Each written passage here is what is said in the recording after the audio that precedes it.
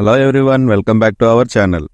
Friends, ఈరోజు మనం కర్ణాటకకి చెందిన ఒక సైనైడ్ కిల్లర్ గురించి తెలుసుకుందాం. ఈ కిల్లర్ ఒకరినో ఇద్దరినో కాదు, ఏకంగా 20 మంది ఆడవాళ్ళని నమ్మించి మోసం చేసి చంపేశాడు.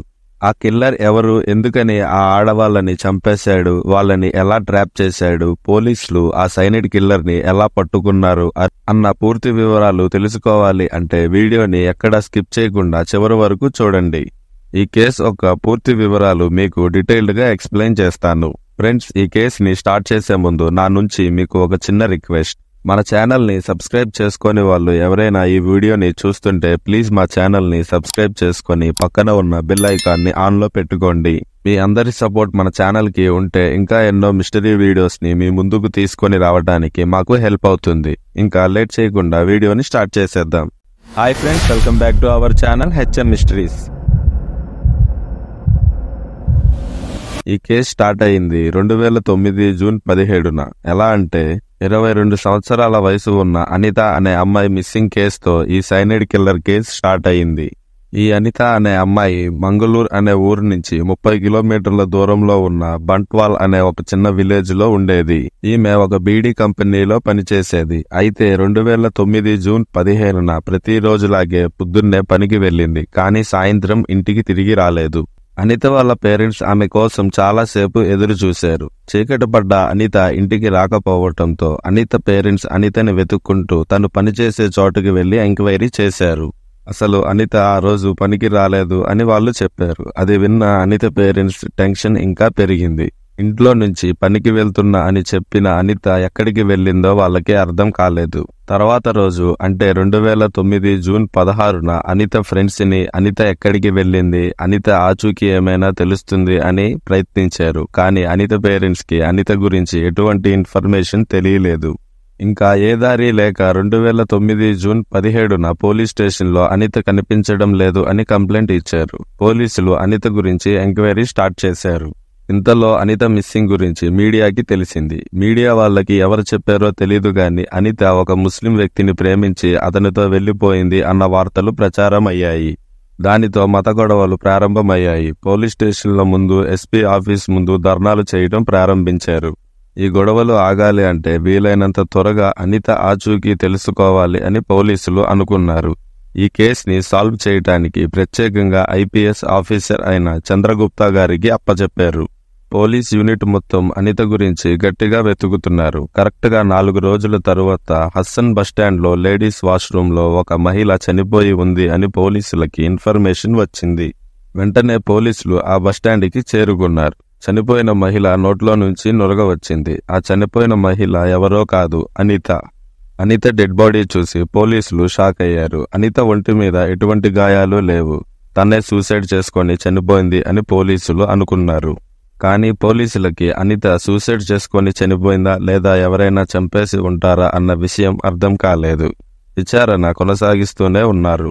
తరువాత రోజు పోలీసులకి ఒక ఆధారం దొరికింది. అనిత చనిపోయిన ప్రదేశం నుంచి కొంచెం దూరంలో ఒక లాడ్జ్ ఉంది.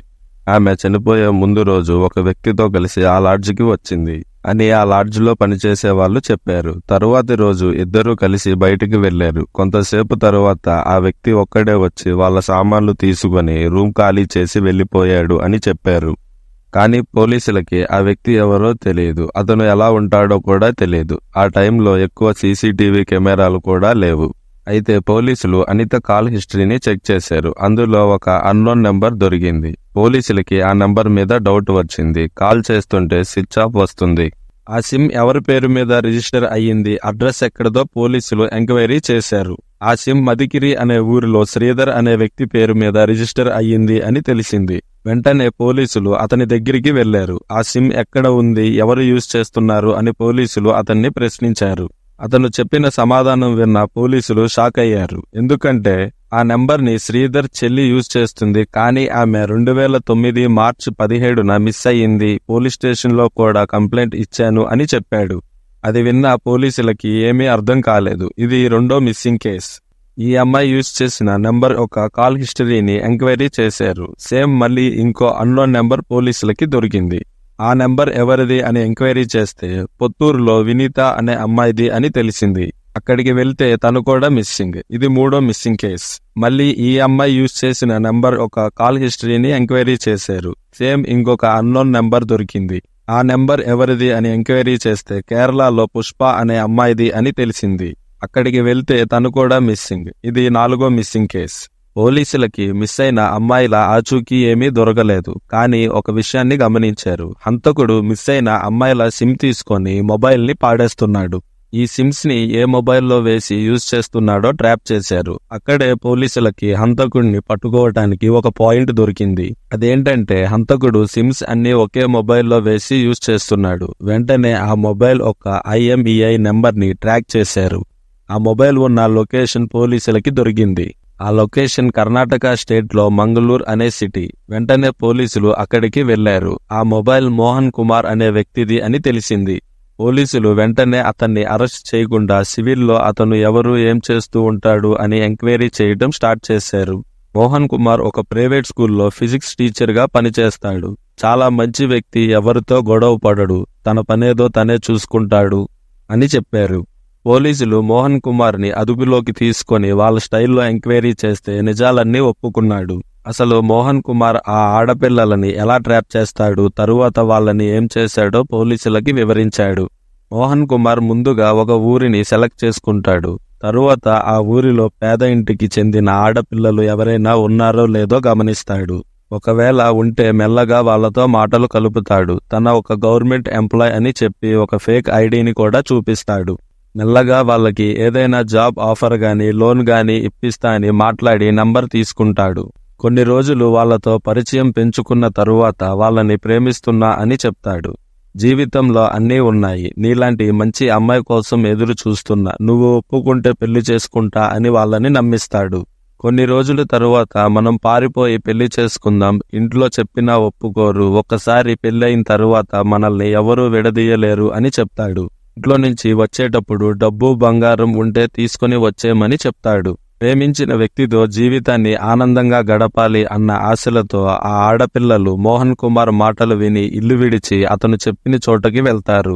మోహన్ కుమార్ వీళ్ళని కలవటానికి వెళ్లేటప్పుడు తనతో పాటు సైనైడ్ టాబ్లెట్స్ ని తీసుకుని వెళ్లేవాడు. ఆ ఆడపిల్లలని ఎవరికీ డౌట్ రాని ఒక లాడ్జికి తీసుకొని వెళ్లి శారీరకంగా వాళ్ళతో కలిసేవాడు. తరువాత రోజు పెళ్లి చేసుకుందాం అని చెప్పి తీసుకొని వెళ్లి ఏదైనా పబ్లిక్ వాష్రూమ్స్ ఉన్న చోట ఆపేవాడు. మోహన్ కుమార్ తన దగ్గర ఉన్న సైనైడ్ టాబ్లెట్స్ ని పౌడర్ చేసి ఒక వాటర్ బాటిల్లో కలిపి వాళ్ళకి ఇచ్చేవాడు. ఆ వాటర్ తాగిన వెంటనే కడుపు తేడా చేసినట్టు అనిపిస్తుంది. వెంటనే వాష్రూమ్ కి వెళ్లి రమ్మని చెప్తాడు. వాష్రూమ్ కి వెళ్లిన వాళ్ళు అక్కడే చనిపోయేవారు. మోహన్ కుమార్ వాళ్ళు చనిపోయారో లేదో కన్ఫర్మ్ చేసుకొని అక్కడి నుంచి వెళ్లిపోయేవాడు. అలా 2005 నుంచి 2009 వరకు 20 మంది ఆడపిల్లలని చంపేశాడు. చివరిగా ఈ హత్యలన్నీ వేరువేరు పేర్లతో మోహన్, ఆనంద్, భాస్కర్ అనే పేర్లతో ఆ హత్యలన్నీ తానే చేశాను అని ఒప్పుకున్నాడు. 2017లో కర్ణాటక హైకోర్టు మోహన్ కుమార్కి జీవిత ఖైదు శిక్షని వేశారు. ఫ్రెండ్స్, ఒక చిన్న మాట, ప్రేమించడం తప్పు కాదు, కానీ మనం ఎవరిని ఇష్టపడుతున్నాం, వాళ్ళు ఎటువంటి వాళ్ళు అన్న విషయాలు తెలుసుకొని ముందు అడుగు వేయటం మంచిది. ఫ్రెండ్స్, ఈ సైనైడ్ కిల్లర్ స్టోరీని మీ ఫ్రెండ్స్ అండ్ ఫ్యామిలీ మెంబర్స్ కూడా తెలుసుకోవాలి అని అనుకుంటే ఈ వీడియోని వాళ్ళకి షేర్ చేయండి. ఇంకా ఇలాంటి మిస్టరీ స్టోరీస్ ని మీరు తెలుసుకోవాలి అని అనుకుంటే ప్లీజ్ మా ఛానల్ ని సబ్స్క్రైబ్ చేసుకోండి. వీడియోలో ఉన్న ఇన్ఫర్మేషన్ మీకు వర్త్ అనిపిస్తే ఒక లైక్ చేయండి. థ్యాంక్స్.